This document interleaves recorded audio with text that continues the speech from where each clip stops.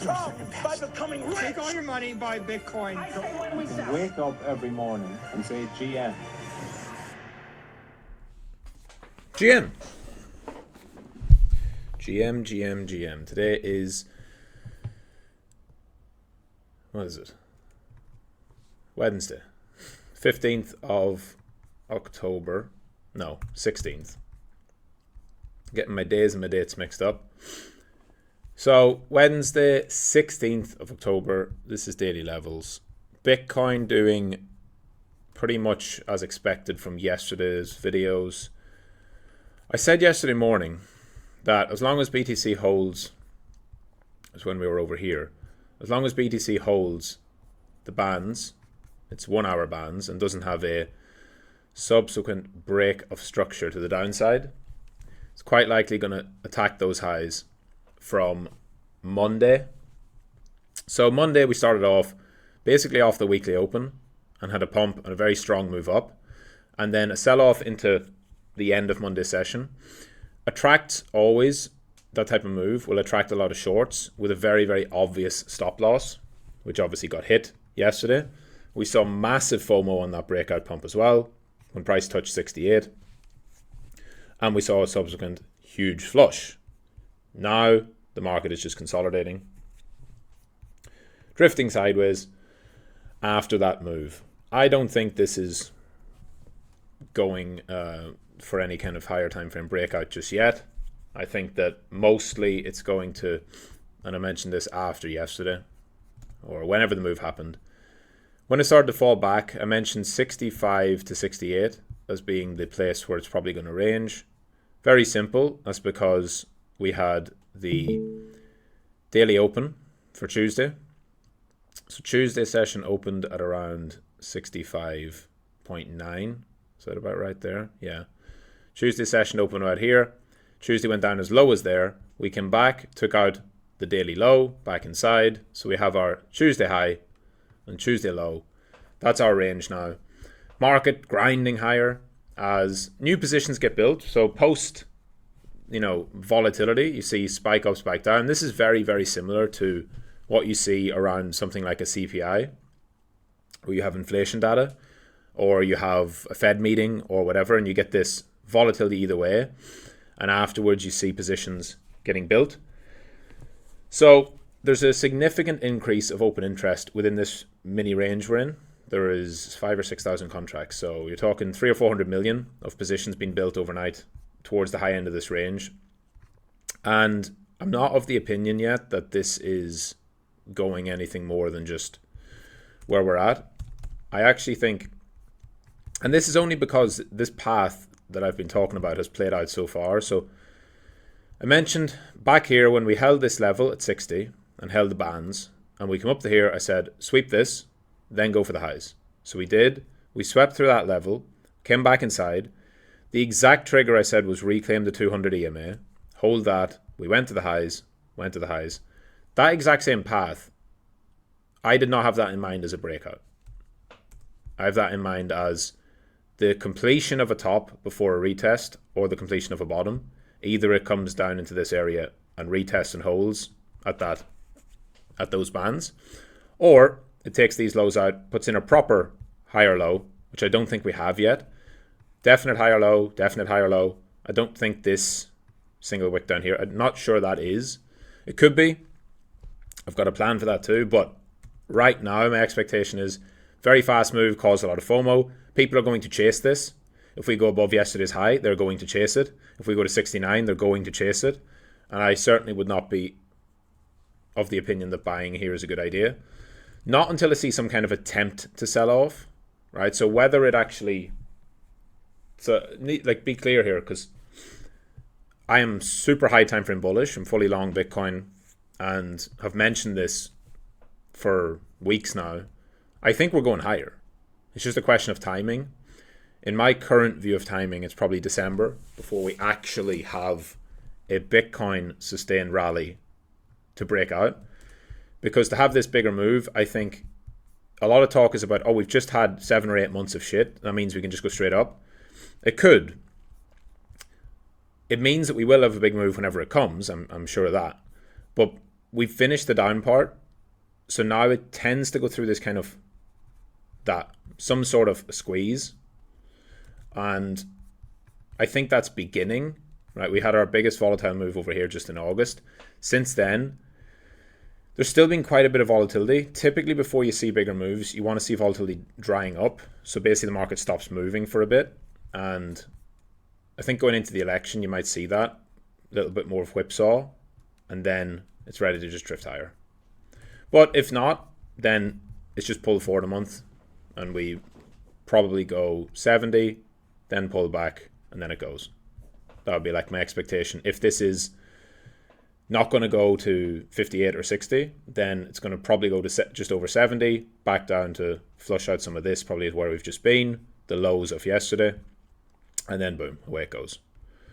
So, ready for both eventualities. And I think that most likely, really just have to wait. Wait for a few days, see what's going to come of this current period for any kind of breakout. We've an interesting diagonal slope on BTC as well, because it's sort of a almost flat. Obviously diagonals can't be flat, but usually they're steeper. Usually it's like something steeper like that.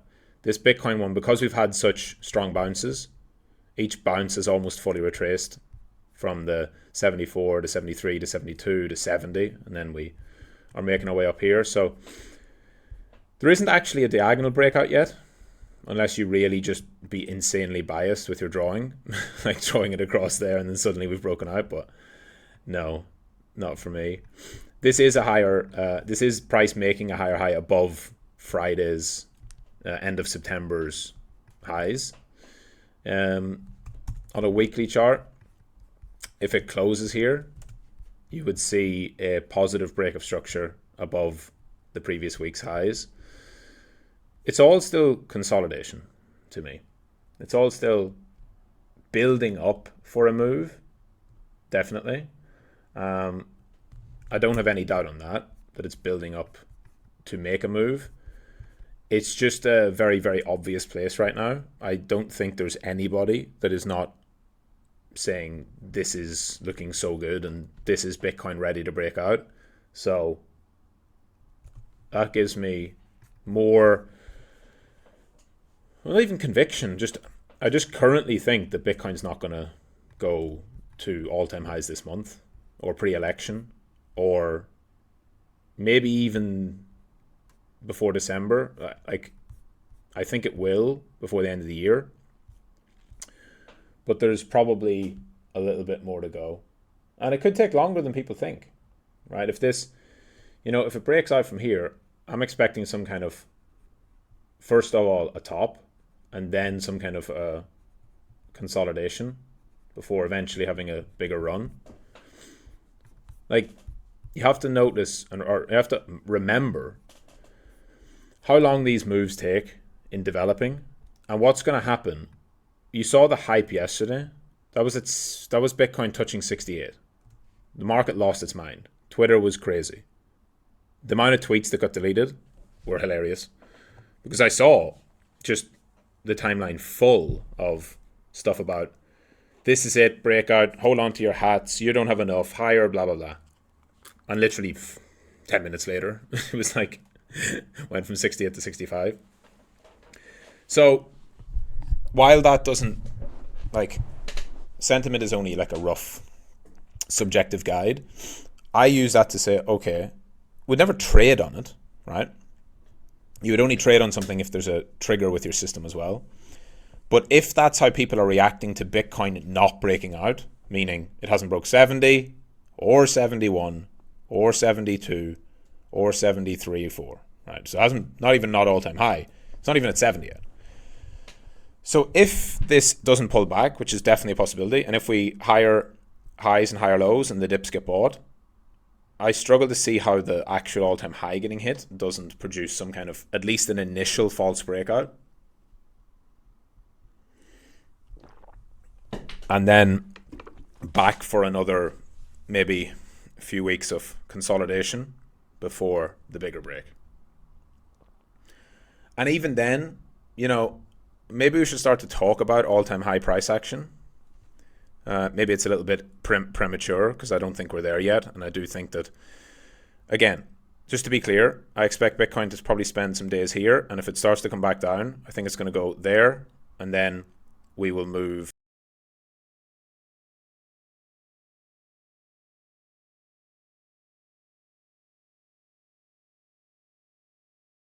It's playing out as it has done.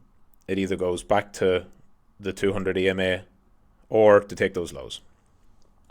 If that's not going to happen, then we're going to go higher first, into some kind of pullback. That pullback will not go back as deep. There will be a higher low at some point, but it'll probably be like 64 or 65, right? So,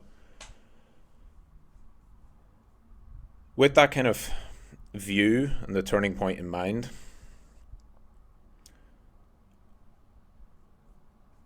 the alternative view, or not even alternative view, another thing that I think a lot of people are waiting for, and I'm pretty sure it's a mistake that is going to be made this time, is to expect something like this whenever all-time high breaks. That the next time all-time high breaks, it's that. It's like we grinded up to 20k, chopped around right under the all-time high last cycle, and then when it broke out, it went 20, straight to 24, and never looked back. And we just marked up all the way to 42.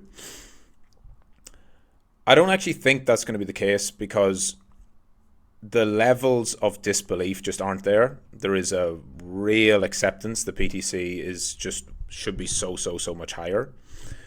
And when people talk about Bitcoin being like gold, it's time to start treating it like gold then, because gold has always been a consensus. Like, when did gold have disbelief? When did people not believe in gold? Not in our lifetimes, right? Gold for hundreds of years, really thousands, has been used, but for hundreds of years has been a feature of societies within like valuing and storing value, I should say. But definitely since the creation of the Fed and then the taking off the gold standard, which Nixon did, and so you're talking like 50 or 60 years, gold has been fully accepted. Removing the US from the gold standard was seen, or they tried to gaslight people into saying that this is superior. We don't need to back the currency with anything, which is obviously ludicrous. But every government, every central bank, every institution, every smart person, up until the creation of Bitcoin, saw gold as the number one store of value. Now many people think Bitcoin is superior or going to be superior. The point is, the level of belief as it grows means that the path has to look different. Because if you have a lot of belief in something, like we're seeing with Bitcoin, right? Nobody's calling for Bitcoin to go to zero here. Nobody's saying Bitcoin's a rug pull or a scam. Nobody's saying that this has to be, there was a lot of talk about, is this a bear market just over here? And now no one's talking about that again, which again, I agree with. I don't think it's a bear market. But what happens then, 2020, there was disbelief. Bitcoin breaking out from 20k, people were bullish, sure, but they had no idea what could happen. Because back then, there was a bunch of COVID money being printed, but people were not like Bitcoin believers. Larry Fink was not a believer. Michael Saylor had only just bought Bitcoin. He wasn't even orange pilled. He just bought some and was starting to talk about it. He wasn't really deep. And so you had so much more disbelief. You had so many more people who didn't understand the value prop of Bitcoin. But people now do understand. There's nobody, presidents are talking about it now, unless you're burying your head in the sand. Larry Fink is like Mr. Wall Street, so everybody on Wall Street knows that there's no way this is a scam. Larry Fink's talking about it. That's their view, obviously. You can have your view about the fact that they're all scammers, which they are. But the people who control most of the wealth are speaking positively about Bitcoin. So, I think, this is just my opinion, I think that makes it less likely that you see stuff like this, right? This parabolic price action. Because again, why did we go parabolic before the ETF? Because number one, it was definitely under allocated, right? Here. Because there was such a brutal bear market behind us, there was disbelief. Over here, if you remember back, it was exactly a year ago, almost at the anniversary of it, on the 24th of October, the big breakout. It was almost a year ago. And even though BlackRock had applied for ETF, and even though they were saying ETF, fucking, this is great, you guys need to be on this train, like Bitcoin is the future. Because of price, people are like, really? Because what people could see was this. This was the chart people could see. That was all that was in view. Right?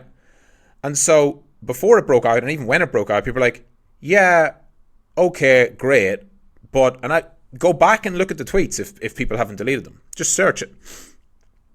ETF, you're getting an ETF and this is all that it is, right? You're getting an ETF and Bitcoin's only 37. You're getting an ETF and Bitcoin's only 40. And then the ETF launched and then it dropped. And people are like, oh, congratulations. Great ETF launch, guys. Right? You only went not even to 50K. Not even close to last cycle's highs.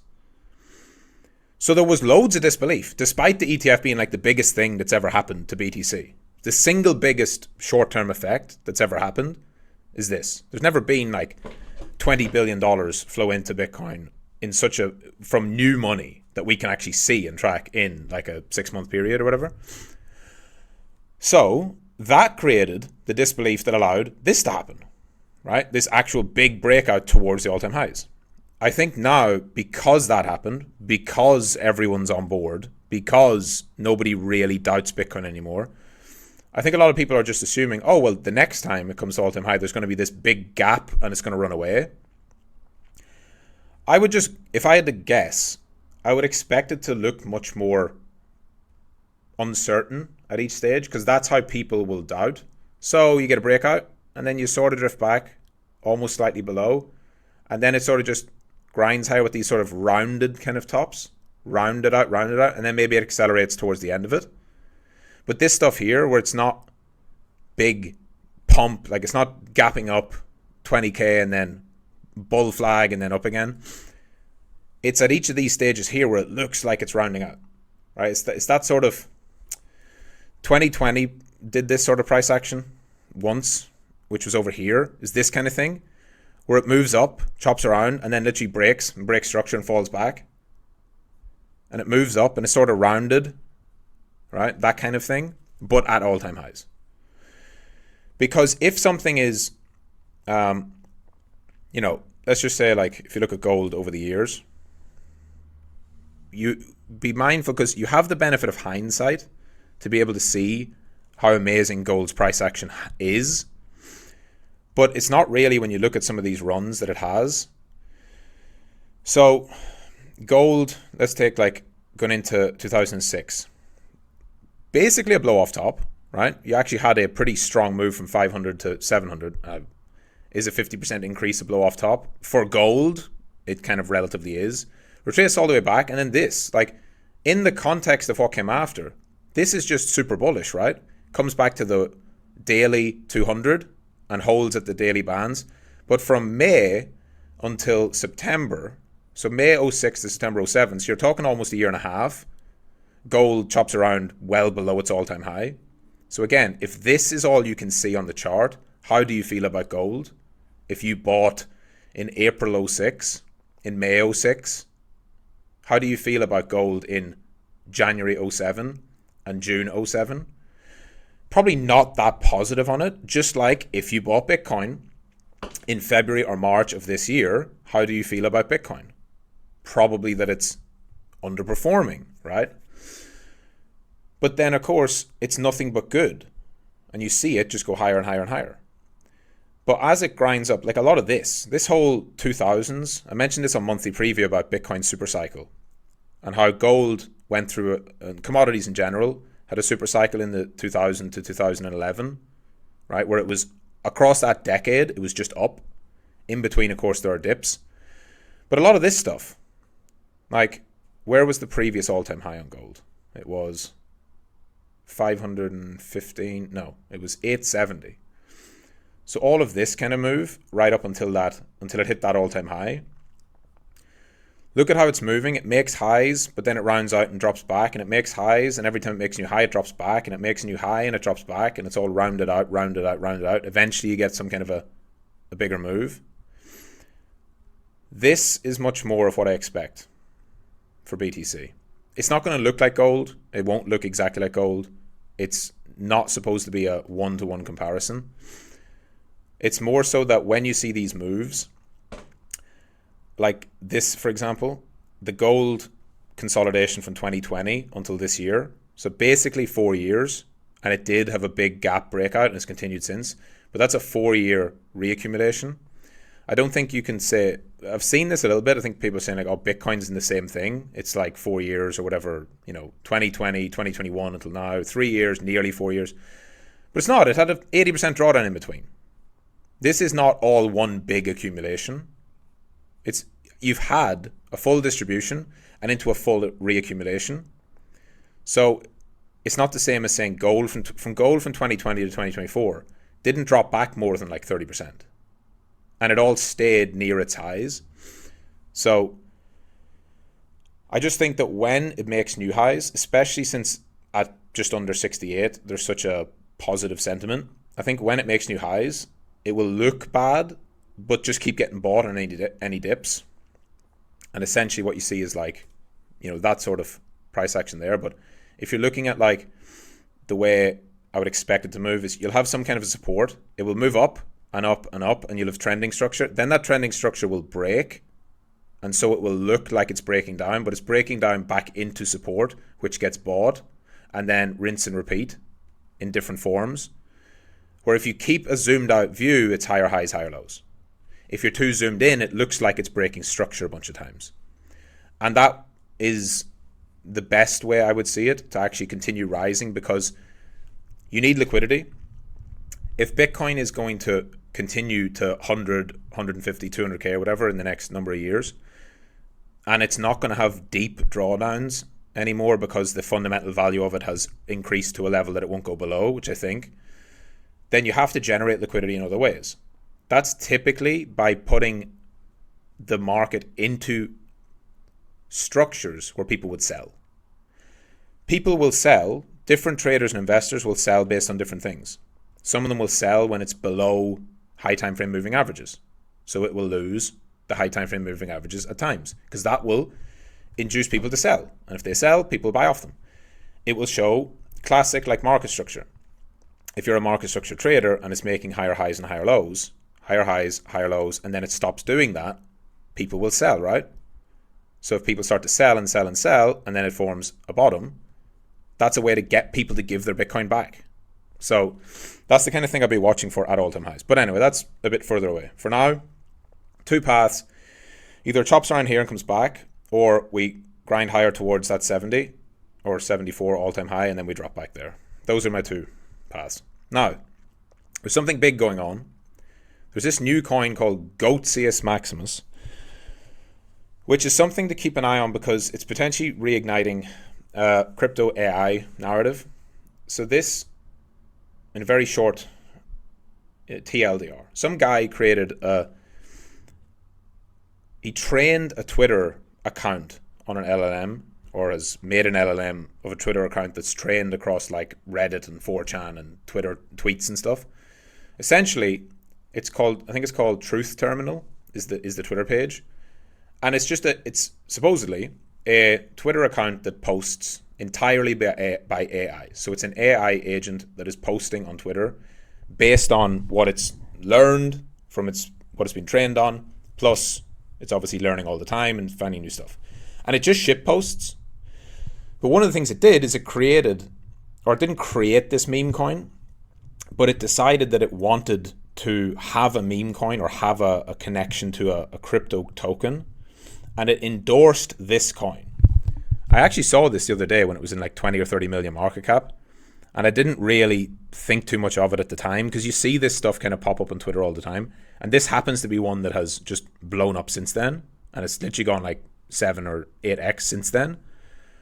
And now there's a lot more talk and a lot more hype about it. So if you keep this really simple, the narrative of this is crypto and AI actually interacting properly. Well, let me call it memes and AI. So the two best narratives are now interacting. It's not a coin created by a team that's pretending to be AI. It's actually just a basic meme coin that has been found by this AI. And this AI has decided to say, this is the coin.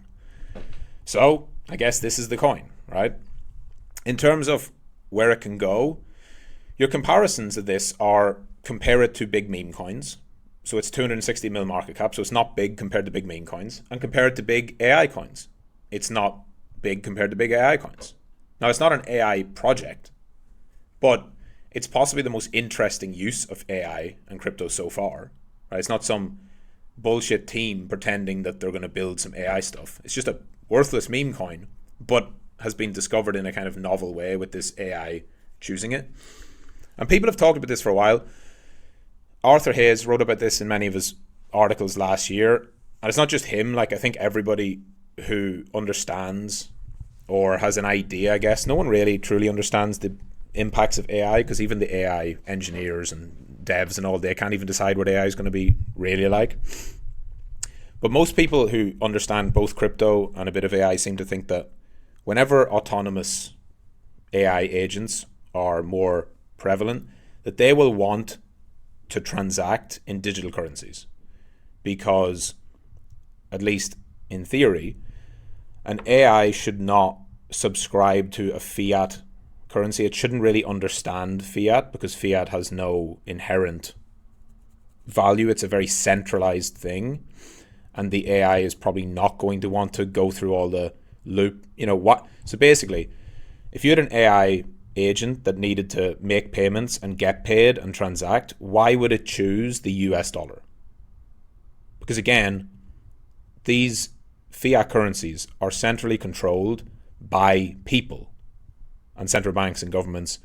So why would an AI choose a specific fiat? Why would it choose the dollar? Why would it not choose the pound or the euro or the yen?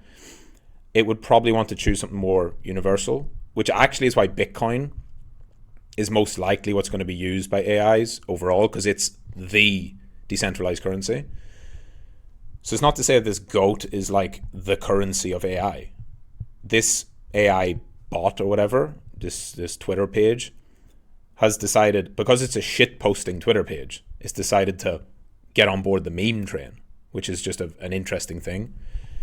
So that's kind of a very brief background of it. All that matters is attention.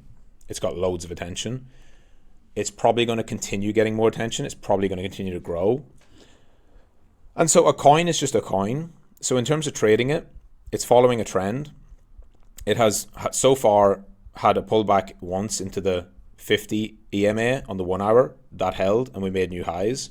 The daily chart, obviously it's almost brand new. You've had 6 or 7 days all green. And so very, very early, obviously hyper volatile. And I would view it from some kind of trend perspective if you're looking to trade it. Don't think, I have to buy this thing because it's up so much. It's not any different to any other coin. They trend, they consolidate, right? And so I would say, if there is, just based on how I would trade with any of my normal systems, if there is some kind of a consolidation that holds at some kind of a support and provides an entry point, I think there's a decent chance that this is a more sustained trend, and that it reignites interest into crypto/AI. So you'll probably see other stuff around that, that vertical becoming more hype again. You've seen some of the AI stuff doing pretty well, like BitTensor had a good rally off the lows. Some of the other AI stuff from Renders and Fetch and Akash, they're still well off their highs. But a new wave of crypto AI interest is probably possible, especially if this thing goes to 500 million, a billion or whatever. So that's one to keep a close eye on. I would imagine that if this can become a big meme coin, it can be billions, right? I mean, Pepe, WIF, you've seen this. And if it becomes if it crosses over into regular AI space where people in AI and tech see this and understand what's happening, because it's being interacted with by Mark Andreessen, who's a huge VC within tech and within crypto. He's the founder of Andreessen Horowitz, one of the biggest VCs in the world. Big Silicon Valley guy, puts money into all these AI plus tech companies. So it's on the radar on both sides. And I think it's probably something that will be a longer lasting narrative. So that would be something to watch.